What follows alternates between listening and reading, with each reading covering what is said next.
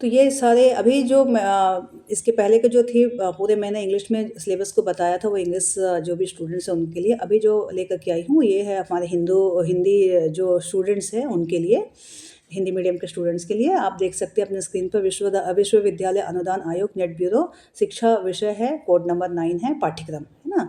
तो सभी को जो पाठ्यक्रम है, कम से कम जो भी है पाठ्यक्रम तो याद होना ही चाहिए, उसके अकॉर्डिंग आप सही से सिलेबस की तैयारी कर पाएंगे, ये मेरा भी यकीन है।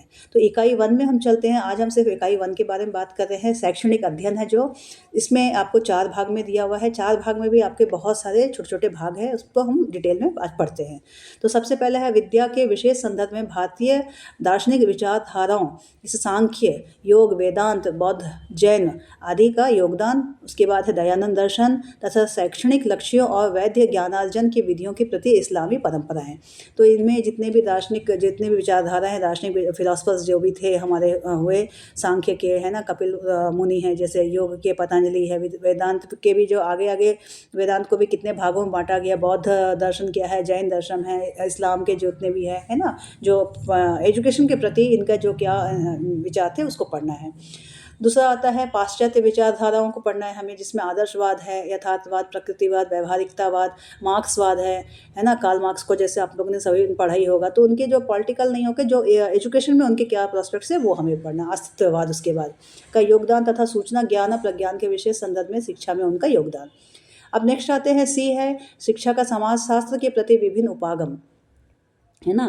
प्रतीकात्मक है, परस्पर क्रिया, संरचनात्मक, प्रकार्यवाद तथा संघर्ष सिद्धांत है। सामाजिक संस्थाओं की संकल्पना एवं प्रकार तथा उनके कार्य, परिवार, विद्यालय, समाज। हम जैसे सामाजिक संस्थाओं के बारे में पढ़ते हैं, जैसे सबसे पहले हमारे संस्था, हम तो बोलते हैं हम घर से ही शुरुआत होती है, तो उसी के हिसाब से आपको ये सारा कुछ पढ़ना है। सामाजिक आंदोलनों की संकल्पना, सामाजिक आंदोलनों के सिद्धांत, सामाजिक आंदोलन बहुत सारे वे आप लोग को पहले भी पढ़ चुके हैं। सापेक्ष वंचन, संसाधन जुटाना, राजनीतिक प्रक्रिया सिद्धांत तथा नव सामाजिक आंदोलन सिद्धांत, ये सब है। डी आते हैं सामाजिकरण तथा शिक्षा और सांस्कृतिक सामाजिक परिवर्तन के लिए शैक्षिक विचार के विकास में विचारकों स्वामी विवेकानंद, रविन्द्रनाथ टैगोर, गुरुदेव Rabindranath Tagore, Mahatma Gandhi, Aurobindo, GD. Krishnamurthy, Paulo Frere, उसके बाद में वॉलस्टोनक्राफ्ट, नेल नॉर्डिंग्स तथा सावित्रीबाई फुले का योगदान शिक्षा के प्रति क्या रहा। भारत के संविधान में प्रतिष्ठापित राष्ट्रीय मूल्य पढ़ना है हमें। शिक्षा के विशेष संदर्भ में समाजवाद, धर्मनिरपेक्षता, न्याय, स्वतंत्रता, लोकतंत्र, समानता तथा स्वाधीनता।